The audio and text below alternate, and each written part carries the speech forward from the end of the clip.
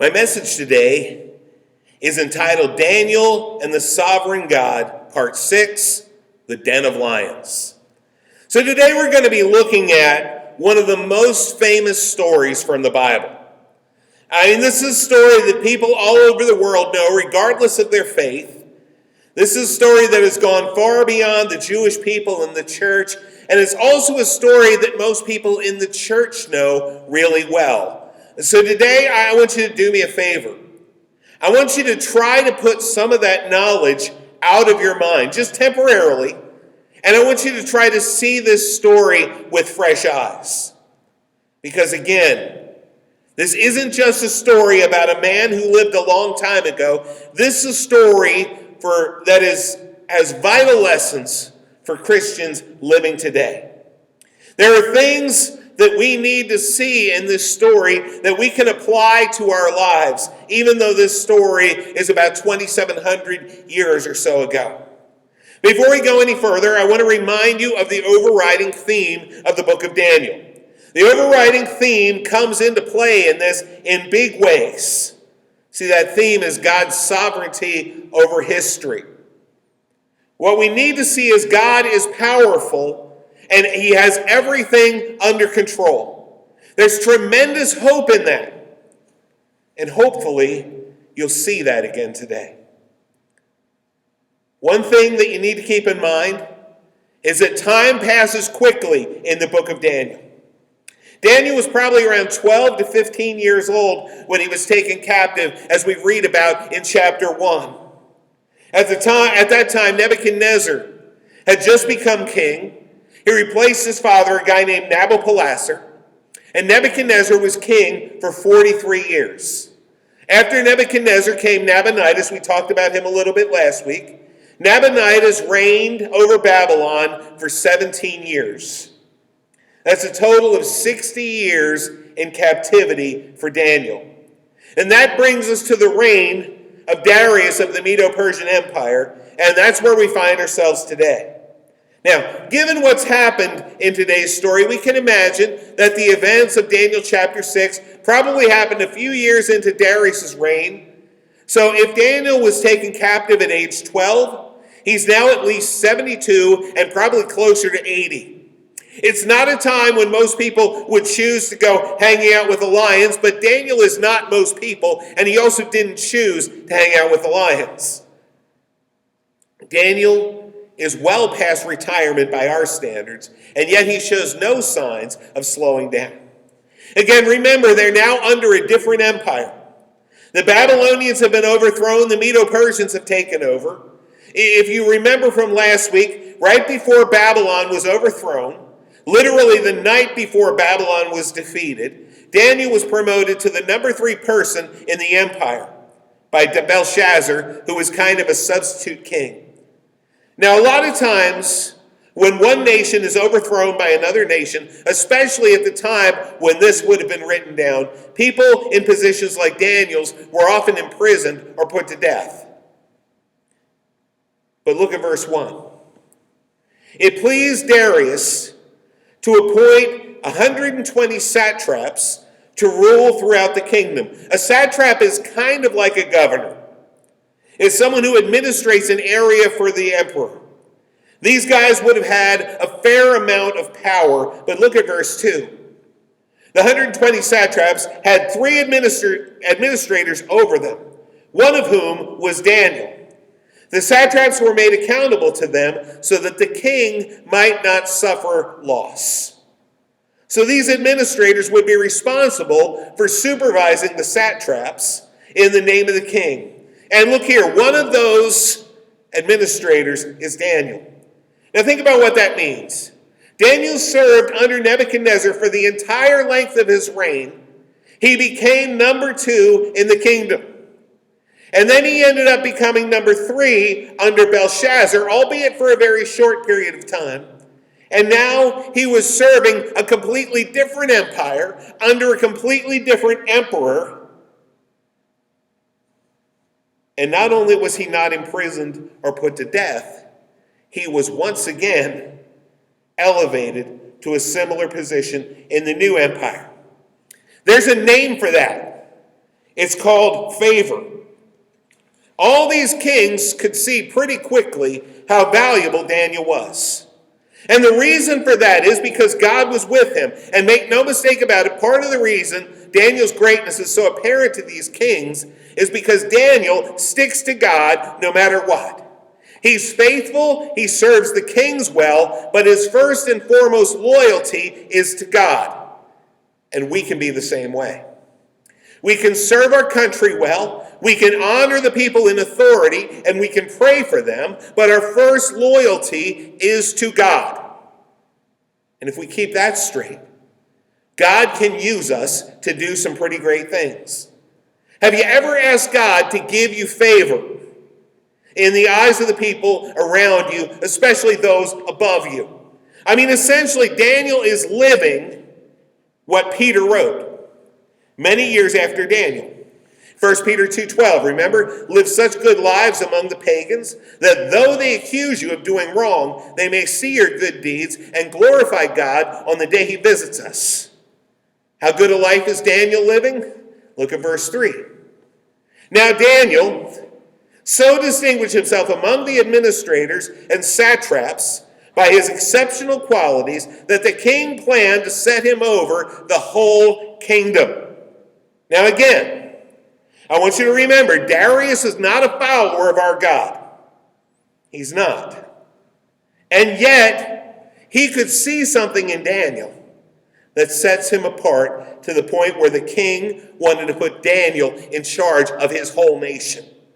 Again, that's favor. Daniel was living the example. He was honoring the king and he was honoring God. And God was at work in his life.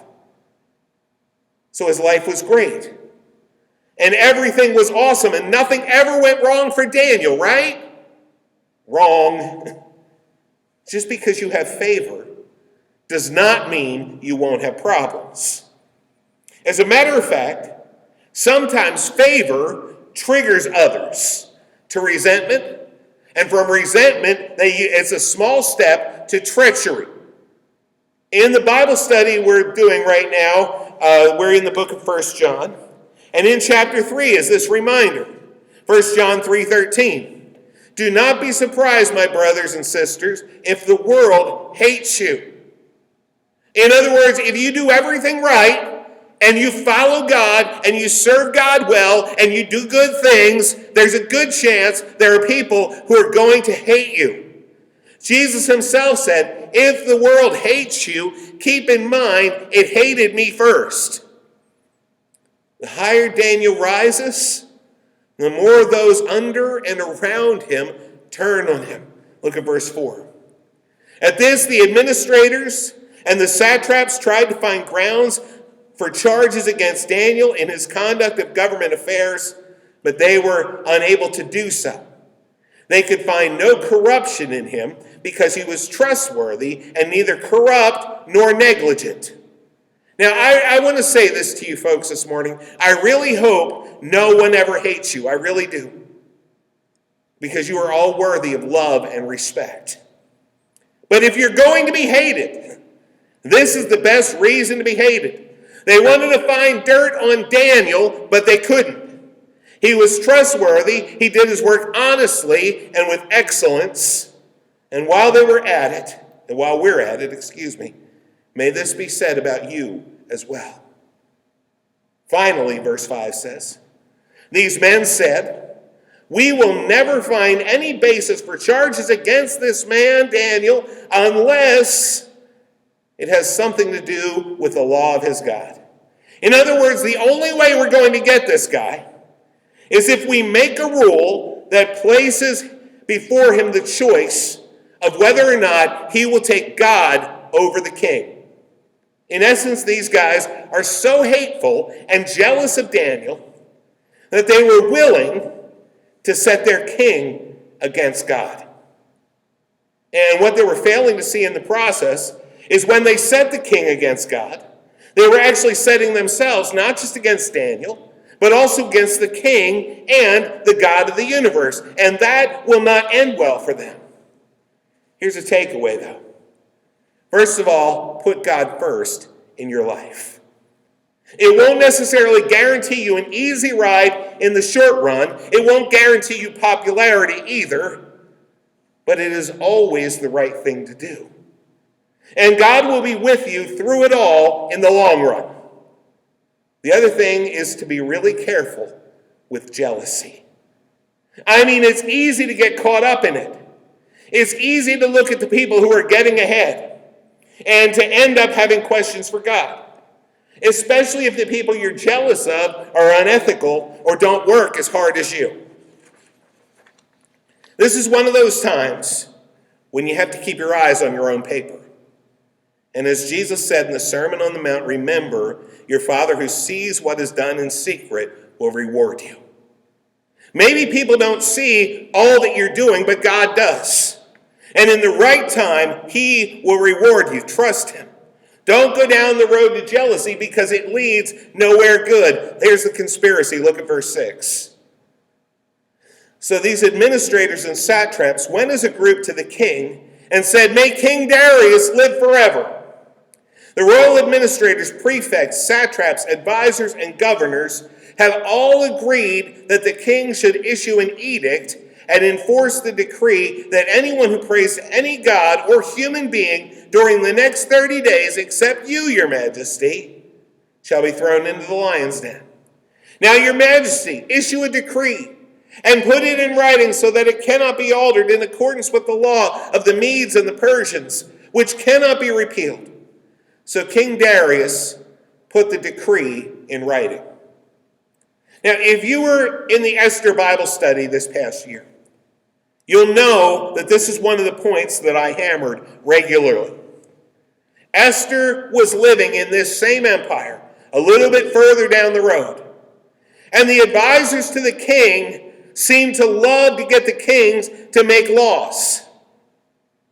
Because in Medo-Persian law, the kings were regarded as gods.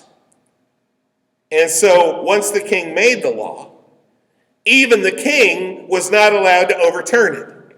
Because for the king to overturn his own law would signify that he made a mistake and therefore was not perfect and therefore was not a god, which proved he was unfit to be king. Once the king made a law, he was stuck with it. So these guys who knew they wouldn't be able to get Daniel to do anything that would get him killed, decided the only way to take Daniel down was to make worshiping God, illegal. The only way to convict Daniel of a crime would be to make what is right suddenly wrong. This is a tactic that is used by tyrants throughout time. Daniel, who has served both the king and God faithfully, would now have to choose between the two. It turns out the choice wasn't that hard at all for Daniel. Look at verses 10 and 11. Now when Daniel learned that the decree had been published, he went home to his upstairs room where the windows opened toward Jerusalem.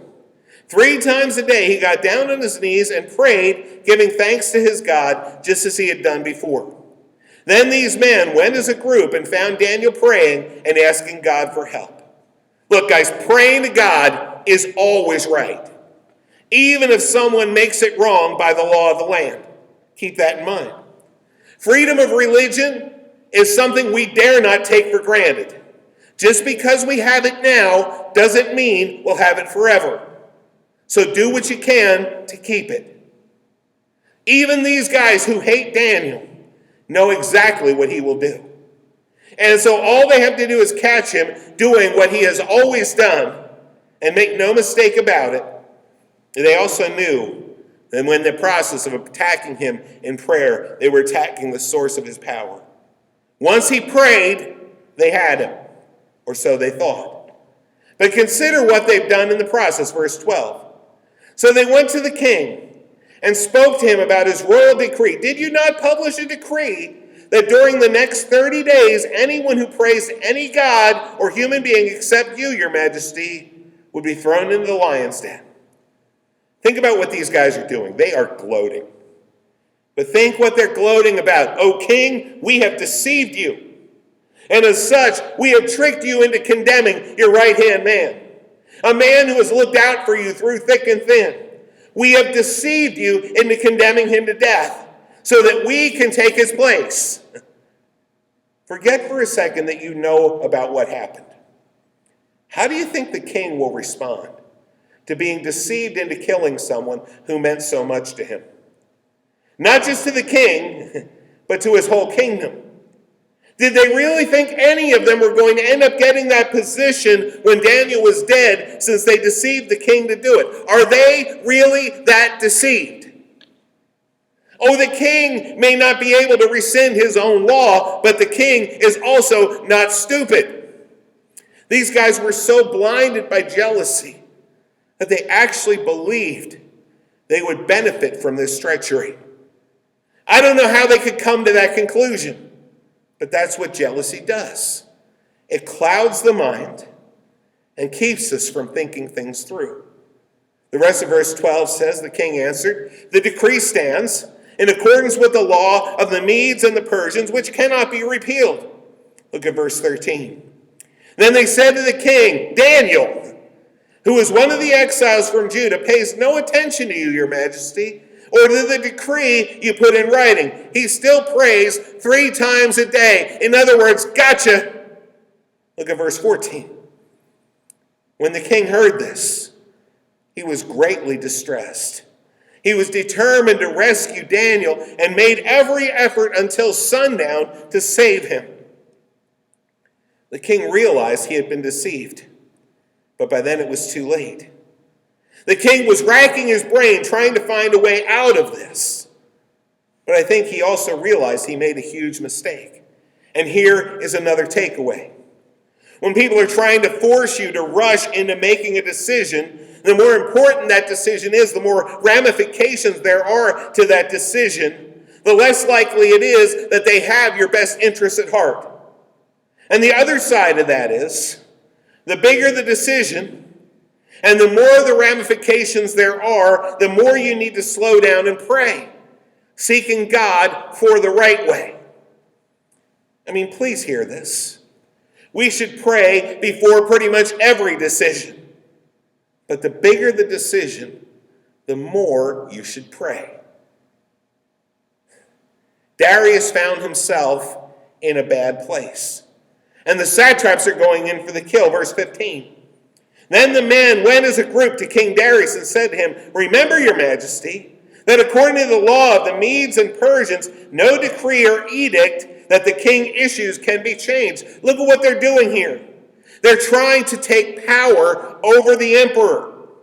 They were so prideful that they were giving orders to the king. Now, right then, he was shaken. He was truly shaken. But he's not going to be shaken forever, folks. They clearly thought they had the upper hand. It's as if they're saying, "It's too late, your majesty. You made the law. We deceived you into making. There's no getting around it. Now be a good little king and go kill Daniel." And it seems they honestly thought they were not going to pay for deceiving the king and pitting him against the power of Daniel's God, who, let us not forget, is also our God. And there are plenty of people who trifle with our God too, as if he were powerless in our day and age to do anything. Here's the thing. Don't waste your time getting mad at them. Instead, pray for them, because they have no idea what they're doing or what it will cost them. Verse 16. So the king gave the order, and they brought Daniel and threw him into the lion's den. The king said to Daniel, "May your God, whom you serve continually, rescue you." Look what happened there. Please don't miss this. Don't think you know the story so well that you miss what the king just said. Remember, this is Darius. Darius is not a follower of our God. He was a king who had likely been told his whole life that he was a god. And yet, when he found himself in a hopeless situation, one he had a hand in causing, where did he place his hope? May your God, whom you continually serve, rescue you. The only place the king could place his hope was in the God that Daniel served. How many of you know when things are hopeless. Even if you had a hand in the hopelessness, there is always hope to be found in our God. And turning to him is always your best option. Verse 17. A stone was brought and placed over the mouth of the den, and the king sealed it with his own signet ring and with the rings of his nobles, so that Daniel's situation might not be changed. Verse 18. Then the king returned to his palace and spent the night without eating or without any entertainment being brought to him, and he could not sleep. Look, the king had to do it. According to the laws of his land, he had to do it, but that gave him no comfort. He literally sealed Daniel's fate, and he was sorry. But how many of you know Darius still had a glimmer of hope? In verse 19, it says, at the first light of dawn, the king got up and hurried to the lion's den. When he came near the den, he called to Daniel in an anguished voice, Daniel, servant of the living God, has your God whom you serve continually been able to rescue you from the lions? And of course, we know the answer. Daniel answered, may the king live forever. In other words, I have no hard feelings against you, your majesty. My God sent his angel and shut the mouths of the lions. They have not hurt me because I was found innocent in his sight, nor have I ever done any wrong to you, your majesty. Daniel proclaims his innocence, and he is innocent. The only time he defied the king was when the king defied God. May we be able to say the same. The king saw his hope justified. And once again, the king saw the power of God to rescue and save the life of Daniel. It seems to me that Daniel was living a pretty good life among the pagans, amen? And even his accusers saw the power of God. Look at verse 23. The king was overjoyed and gave orders to lift Daniel out of the den.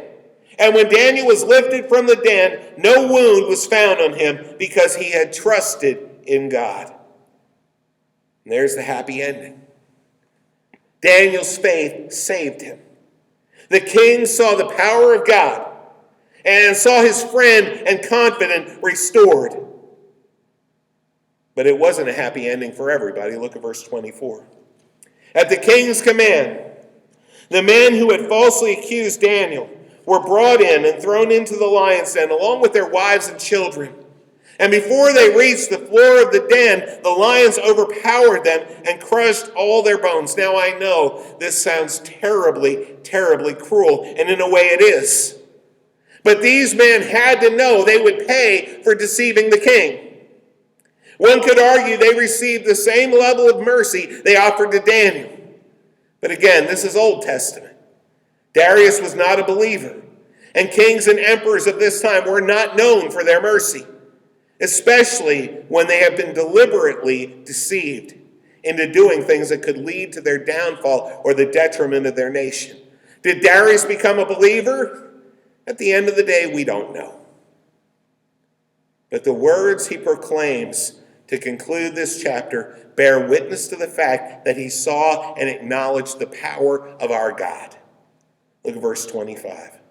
Then King Darius wrote to all the nations and peoples of every language on earth, may you prosper greatly. I issue a decree that in every part of my kingdom people must fear and reverence the God of Daniel. For he is the living God, and he endures forever. His kingdom will not be destroyed. His dominion will never end. He rescues and saves. He performs signs and wonders in the heavens and on the earth. He has rescued Daniel from the power of the lions. So Daniel prospered during the reign of Darius and the reign of Cyrus the Persian. According to this, though we know Daniel was very old at the time, he prospered and outlasted at least one more king. But what can we learn from Daniel? Once again, we see Daniel's faithfulness to God and God's faithfulness to Daniel. Even though trials and hard times came, God never left his side. Even in a place that looked like certain death, We learn that jealousy is terrible and detrimental for us, and that the best thing we can do is serve our Lord to the best of our ability, following him no matter what, and trusting him to vindicate us, rescue us, and lift us up at just the right time. Daniel shows us that God is faithful. The question is, will we be faithful? Amen.